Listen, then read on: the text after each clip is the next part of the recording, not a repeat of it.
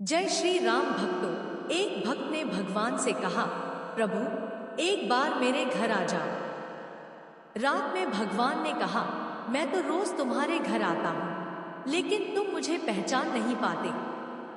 अगले दिन उसके दरवाजे पर जो हुआ उसे देखकर भक्त की आंखों से आंसू निकल पड़े। आखिर भगवान किस रूप में उसके घर आए थे, जानने के लिए कहानी अंत तक जरूर सुनना। उत्तर प्रदेश के एक छोटे से गांव में माधव नाम का एक गरीब लेकिन बहुत ही सच्चा भक्त रहता था। उसके घर में उसकी बूढ़ी माँ और छोटी बहन थी। घर की हालत अच्छी नहीं थी, लेकिन माधव रोज सुबह उठकर भगवान के सामने दीपक जलाता और कहता, प्रभु मेरे पास आपको देने के लिए कुछ नहीं है, बस मेरा विश्वास है।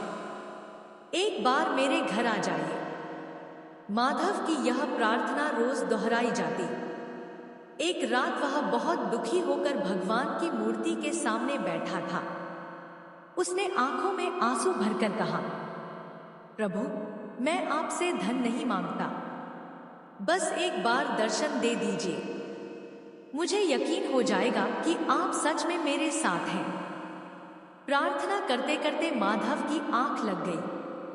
उसी रात उसे एक अद्भुत सपना आया। सपने में चारों ओर तेज प्रकाश फैल गया। उस प्रकाश के बीच भगवान की दिव्य छवि दिखाई दी। माधव कांपते हुए बोला, प्रभु क्या सच में आप मेरे सामने हैं? भगवान मुस्कुराए और बोले, माधव मैं तुम्हारे घर रोज आता हूं, लेकिन तुम मुझे पहचान नहीं पाते। माधव हैरान रह गया। प्रभु मैं तो रोज आपका इंतजार करता हूं, फिर आप कब आते हैं? भगवान ने कहा, कल मैं फिर तुम्हारे घर आऊंगा, इस बार ध्यान से देखना। इतना कहते ही प्रकाश गायब हो गया। अगली सुबह माधव की आंख खुली तो वह बहुत खुश था। उसने घर की सफाई की, आंगन में पानी डाला और भगवान के लिए फूल सजाए। माँ ने पूछा, बेटा आज इतना खुश क्यों है? माधव बोला, माँ आज भगवान हमारे घर आने वाले हैं। माँ मुस्कुराई लेकिन कुछ बोली नहीं।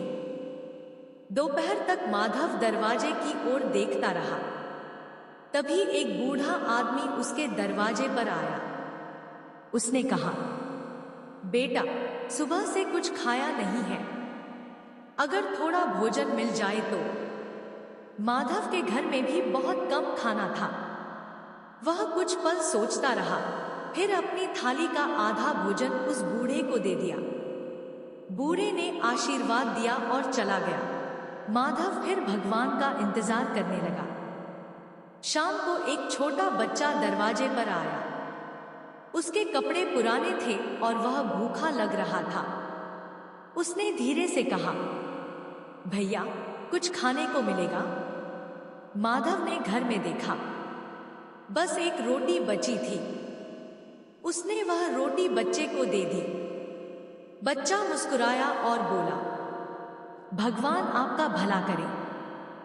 माधव ने दरवाजा बंद किया और मन ही मन कहा, प्रभु आप अभी तक नहीं आए।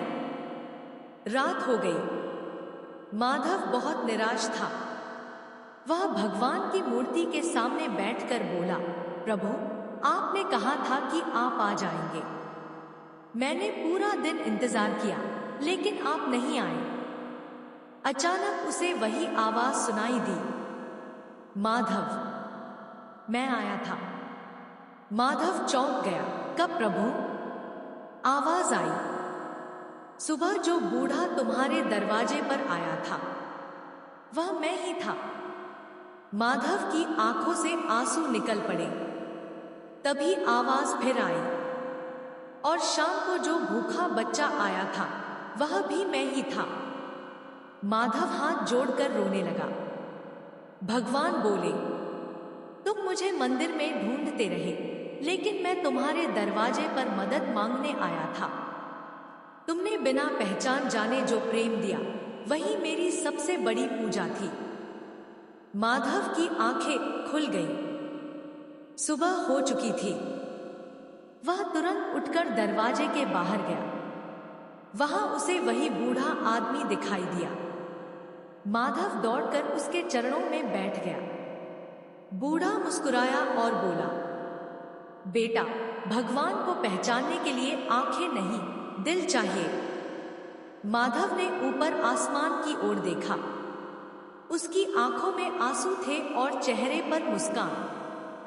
उस दिन उसे समझ आया कि भगवान हमेशा मुकुट और दिव्य प्रकाश के साथ नहीं आते। कभी वे भूखे इंसान के रूप में, कभी मदद मांगते बच्चे के रूप में और कभी किसी जरूरतमंद के रूप में हमारे सामने खड़े होते हैं। लेकिन हम अक्सर चमत्कार की उम्मीद में उन्हें पहचान नहीं पाते। और तभी माधव को भगवान की वह बात हमेशा के लिए याद हो गई। मैं तुम्हारे घर रोज आता हूं, लेकिन तुम मुझे पहचान नहीं पाते। सीख, भगवान को पाने के लिए केवल पूजा जरूरी नहीं, बल्कि जरूरतमंद के प्रति दया, प्रेम और मदद भी सच्ची भक्ति का हिस्सा है। वीडियो अच्छी लगी हो तो लाइक और सब्सक्राइब जरूर करें। धन्यवाद और कमेंट में जय श्री राम जरूर लिखें।